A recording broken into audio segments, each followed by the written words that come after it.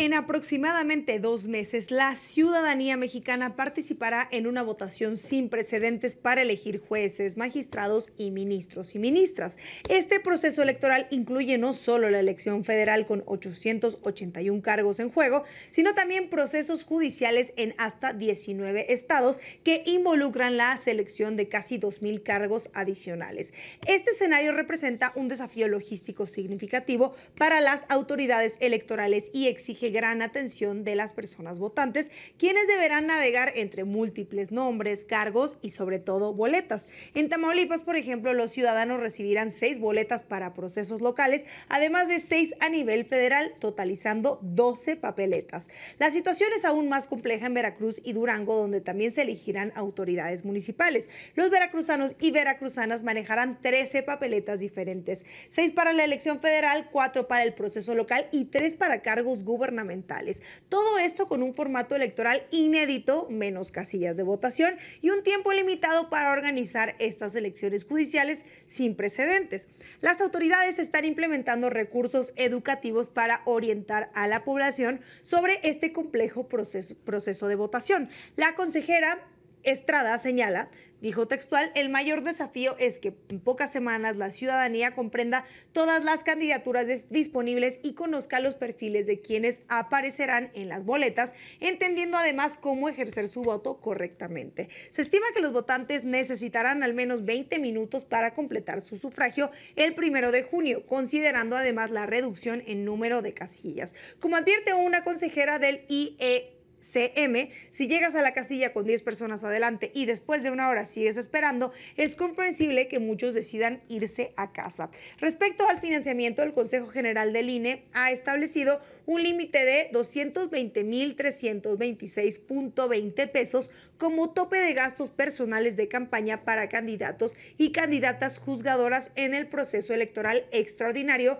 del Poder Judicial 2024-2025. Según el artículo 96 de la Constitución mexicana, estas candidaturas no pueden recibir financiamiento público ni privado, por lo que las y los candidatos deberán utilizar recursos propios para sus actividades promocionales, como viajar o como pautar en redes sociales. En sesión extraordinaria, el Pleno aprobó el marco geográfico electoral para este proceso en Aguascalientes, Baja California, Coahuila, Ciudad de México, Estado de México, Michoacán y Sonora, definiendo así la distribución territorial para la participación ciudadana en la elección del domingo 1 de junio del 2025. Esto con el objetivo de garantizar condiciones equitativas para todos los votantes.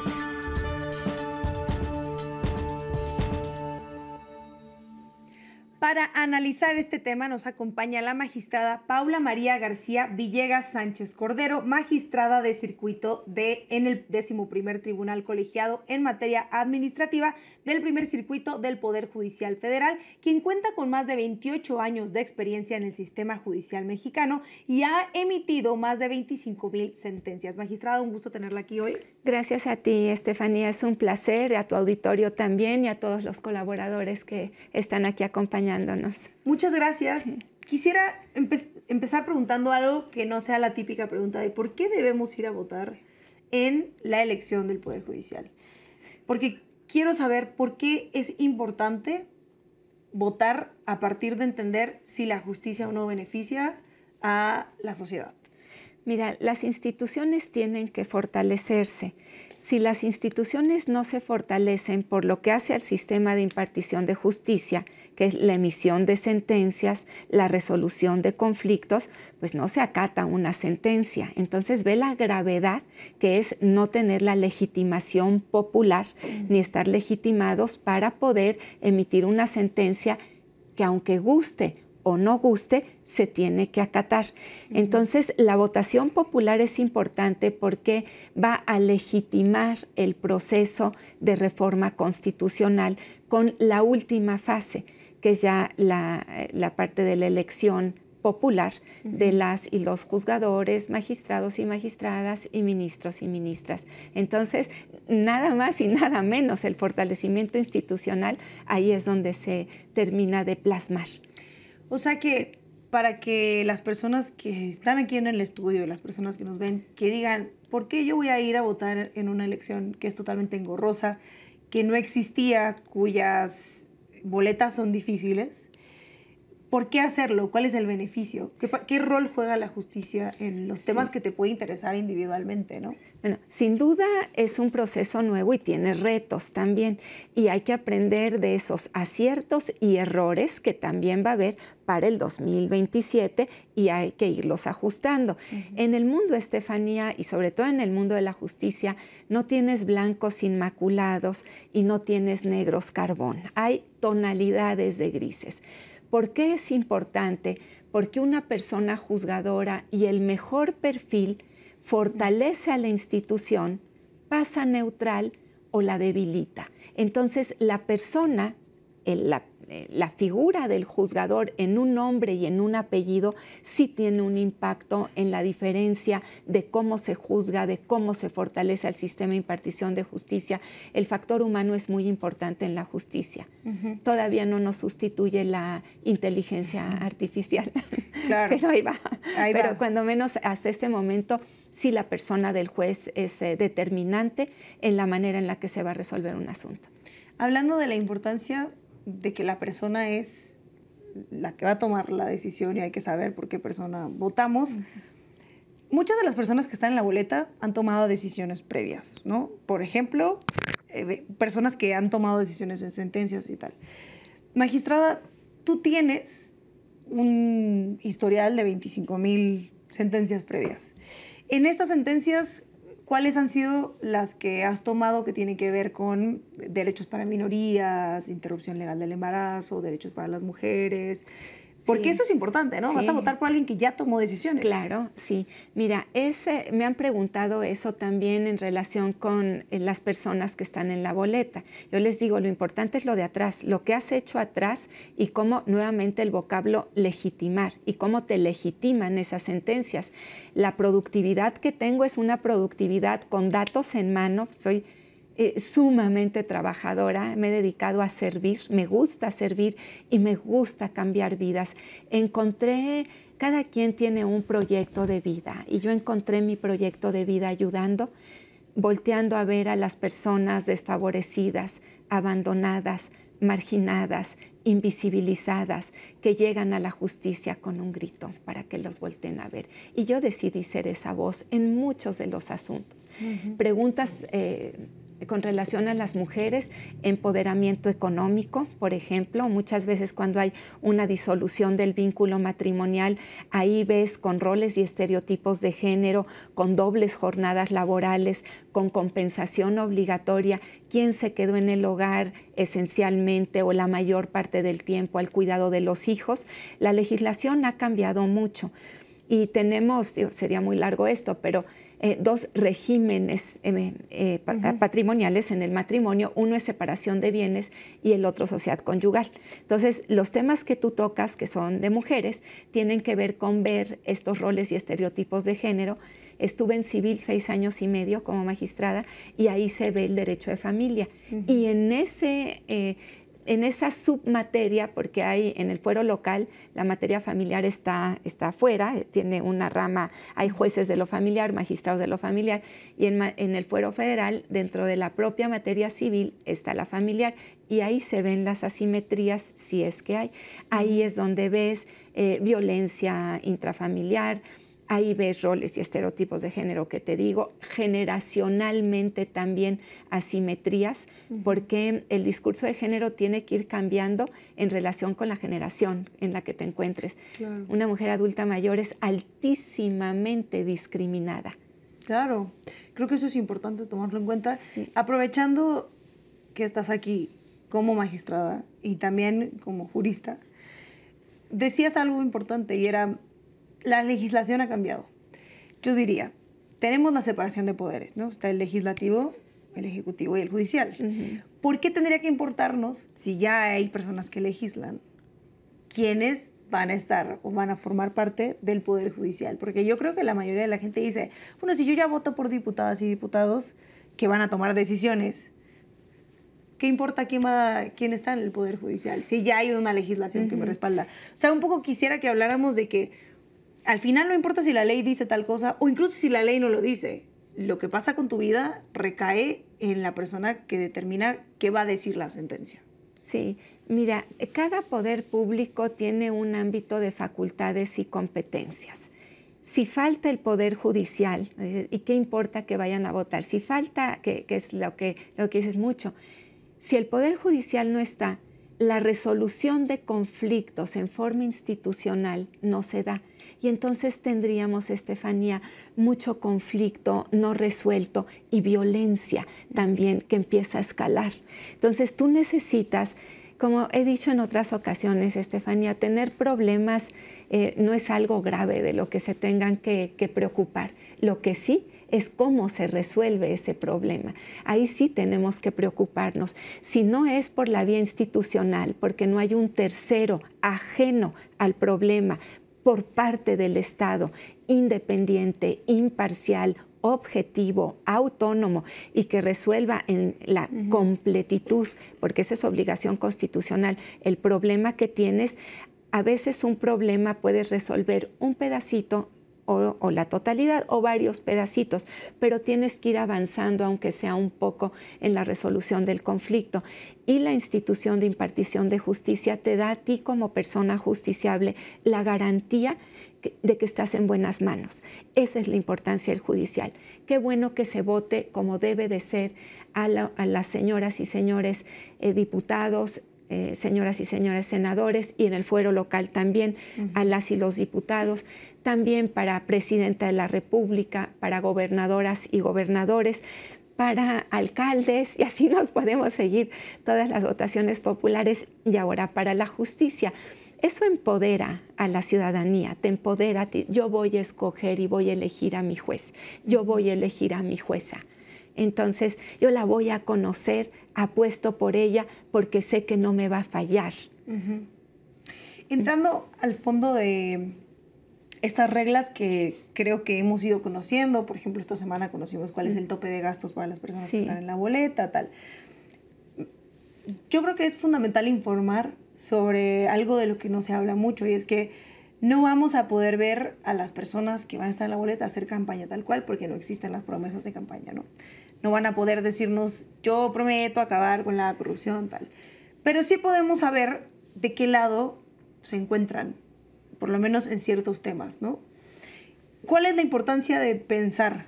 Mira, en mi boleta va a haber estados que van a tener 13 boletas, ¿no? Porque además tienen elecciones, tal. Sí. Es decir, en mi boleta hay 4 personas. De estas 4 personas, una votó en contra del matrimonio igualitario, ¿no? O una ha tomado decisiones, bueno, no votó, pero ha tomado decisiones en contra del matrimonio igualitario, se la asocia con ciertos grupos antiderechos, tal. Bueno, y si este es tu interés, pues ahí está alguien que te representa, ¿no? Ajá. Quisiera que nos dijeras cuál es la importancia de sentir que en la boleta están personas que representan lo que a ti te gustaría ver como parte de la impartición de justicia, con una perspectiva de todos los derechos para todas las personas. Sí, en un país democrático, constitucional, de derechos y social, tienen que estar representadas todas las ideologías, no solamente una, porque eso es lo que enriquece justamente a la democracia. Y las minorías también tienen que estar representadas. En ese sentido, lo importante de las personas juzgadoras es que sean congruentes, consistentes, claras y permanentemente en una línea. Es cierto lo que dices, Estefanía, hay juzgadores progresistas y garantistas. Yo formo parte de ese grupo de juzgadores. Siempre he velado por el más pobre, el más desfavorecido, por la justicia social y por las libertades también, el derecho a la autodeterminación de un proyecto de vida. Porque tú no puedes posicionar como juzgador también tu propia ideología en temas que tienes que respetar, cuando menos desde mi óptica, porque los derechos humanos son para todas las personas, todos los derechos, como bien utilizaste esta frase. Y hay juzgadores también muy válido, que son legalistas, mucho más formales, que aplican lo que dice el texto de la ley, que difícilmente arriesgan criterio para abrir camino en términos de derechos fundamentales. Entonces, yo sobre todo formo parte del grupo de progresistas garantistas porque hay que ver al derecho de una manera distinta, hay que resolver los asuntos con mucha sensibilidad, sintiendo también el dolor humano, viendo las asimetrías de lejos, inclusive hay expedientes en donde las puedes percibir. Y cuando hay falta de equidad, la obligación desde mi óptica de la persona juzgadora es evitar estas inequidades, y entonces una vez que las pones con suplencia de la queja y con otras instituciones jurídicas en igualdad de condiciones, entonces ya decides el derecho. Magistrada, ¿cómo es la relación del pueblo mexicano, digamos así, o de la sociedad mexicana con el sistema de justicia? O sea, digamos, ¿por qué se siente tan lejano, tan engorroso, tan innecesario, digamos, y que tenga que ser una pesadilla decir, no, o sea, el día que yo tenga que llevar un proceso legal, no la voy a pasar bien y voy a durar años ahí? Sí, porque ha tenido 3 factores que creo que hay que también abordarlos para que no se repita. Primero, la justicia ha sido lenta en general. Ahora, una vez dicho esto, no necesariamente es imputable en su totalidad al sistema de impartición de justicia. Hay recursos, medios de defensa en leyes, se extiende a veces, he sacado tesis de violencia procesal. Soy muy vanguardista, muy progresista y me doy cuenta muy rápido en dónde está la injusticia. Entonces, hay veces que veo que interponen recursos, medios de defensa, nada más para prolongar el asunto. Y en el tema que comentabas, que es de género, que esencialmente es el derecho de familia, pues a veces esto da para que la madre no vea a sus hijos porque tiene la guardia y custodia el padre, o a veces para que no se materialice el derecho de alimentos. Violencia vicaria. También la violencia vicaria es cuando uno de los 2 padres le habla mal a los hijos para que tenga una imagen de la madre o el padre adversa y no lo quiera. Sí, también hay de violencia vicaria, pero el tiempo pasa y pasa, los niños y niñas crecen y se va separando la relación, se llama materno-filial o paterno-filial, madre e hija o hijo y padre e hija o hijo. Entonces se separa hasta que se rompe esa relación. Sí. Y al final, ¿qué es lo que vale la pena, o sea, digamos, comentar respecto a la relación de las personas con el sistema de justicia, más que nada? Sí. Porque hay países, pongamos el de Estados Unidos, donde sí es lento, pero suele ser mucho más expedito y tu posibilidad de llevar tu caso a la Suprema Corte de Justicia es probable. Es que te decía el punto. No, primero es el sistema de impartición de justicia ha sido lento, pero te comentaba que en un porcentaje le corresponde al Poder Judicial la responsabilidad y en otro también a un sistema jurídico normativo lleno de recursos. Entonces se llama interponer, se interpone un recurso, otro, y a veces no quieren que se termine el problema. Entonces la justicia tiene yo le llamo 3 patitas, que si no las tiene, entonces se cae. Una es la persona juzgadora y el órgano jurisdiccional. Otra es quienes vienen al juicio, se le llama parte actora, quien presenta la demanda, quien se acerca a la justicia, y la parte demandada, es a la que le imputan algo. Y satelitalmente están los testigos, los peritos, todos los que están alrededor del sistema de impartición de justicia. Entonces, si no funciona una patita, no funciona el sistema. Ahora, eso es por lo que hace a que no es expedita. Pero hay otro tema igualmente importante, Estefanía, por el cual la justicia se separó del pueblo de México. Y ese tema es que la justicia no fue de fondo, sino fue de forma, nada más. Yo puedo dictar una sentencia, concluye el juicio, pero no termina el problema. Concluye el juicio, puede ser con un sobreseimiento, en el sobreseimiento no se resuelve el problema jurídico al que fue sometido a la potestad de la justicia, puede ser porque te digan, ahí sí es por otras razones que es extemporáneo o que no te mandan ratificar la firma y no la ratificas, pero hay muchos aspectos en donde la puerta de la justicia se cierra, ¡pum!, y entonces ya no hay acceso. Entonces es la expeditez, la falta de fondo y se queda en pura forma, y también que hay insensibilidad o hubo insensibilidad al dolor. Entonces la justicia... ¿Es lo que tenemos hoy? Yo creo que sí, lo que tenemos hoy, por el cual decías tú que nos sentíamos porque también soy pueblo, soy pueblo también, pero que nos sentíamos lejanos a la justicia, o que la ciudadanía decía, es que ¿para qué voy? Es lejana, porque era lenta, porque era inalcanzable, la tenías ahí, y porque también no sé. Cara. Sí, en alguna medida creo que se tuvo que haber trabajado más en defensoría pública, claro que sí. Uno de los aspectos es sacar a la Defensoría Pública del Poder Judicial para que sea externa. El acceso efectivo es otro punto, Estefanía. Tú misma te lo preguntas y toda tu gente, ¿cómo llego a la justicia? ¿Quién me abre la puerta? Tengo problemas, pero no sé cómo acceder a ella. Sí, claro. El derecho humano de acceso efectivo a la justicia es otro de los puntos álgidos que hay que subrayar. Magistrada, ¿qué es lo que ha hecho que tengamos en este momento un sistema de justicia que es corrupto, porque lo es, que tiene el 99% de impunidad en ciertos delitos, o bueno, casos, y que al mismo tiempo parece que se ha llenado de etapas silenciosas, entre comillas, ¿no? La de tener que soltar, le tienes que soltar 10 pesos al de las copias y luego tienes que ir soltando dinero si quieres ver tu expediente y tal.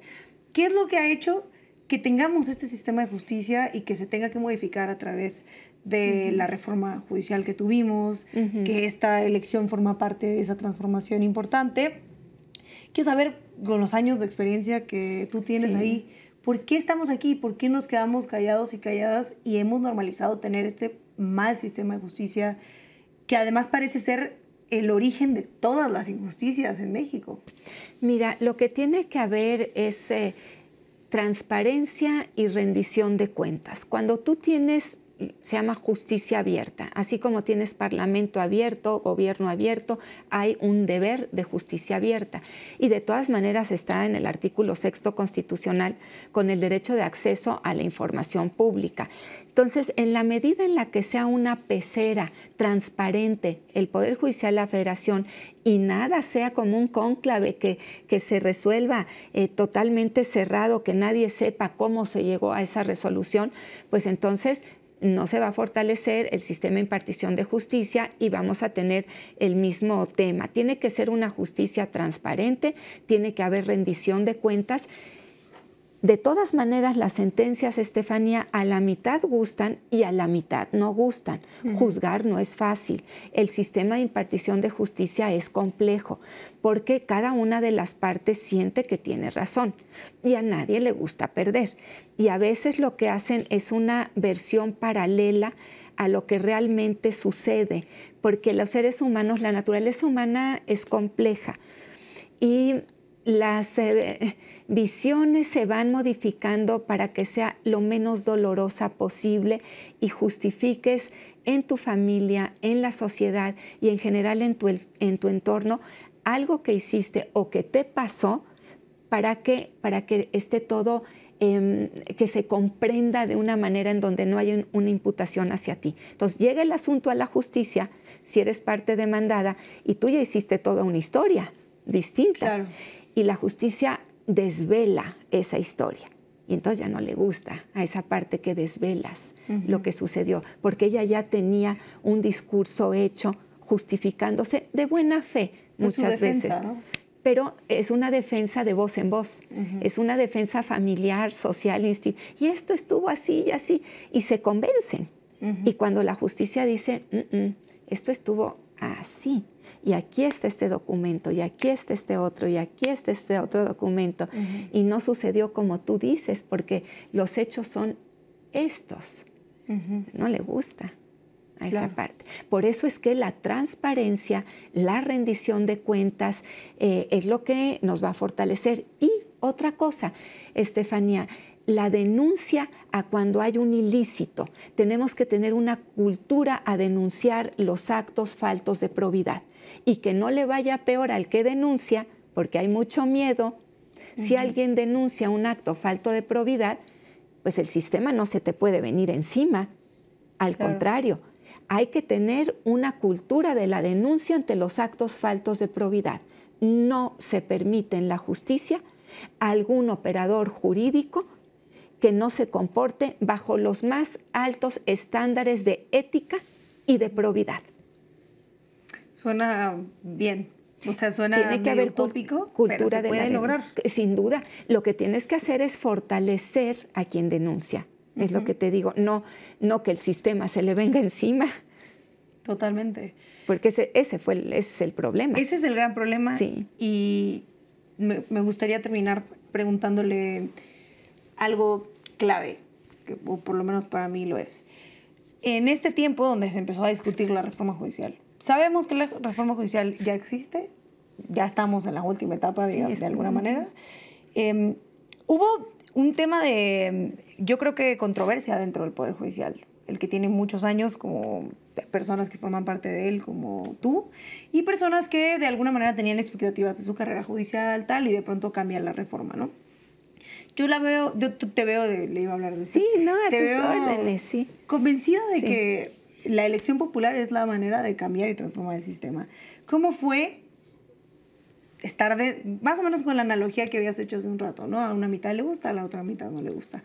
¿Cómo fue tener tantos años en el Poder Judicial, representar esta parte del Poder Judicial y al mismo tiempo estar a favor de la reforma judicial? Sí, mira, sería una ingratitud de mi parte decir que todo estaba mal en el Poder Judicial. Yo me formé en el Poder Judicial en estos 28 años, pero veía sus fallas también, porque de adentro conoces cuáles son sus fallas.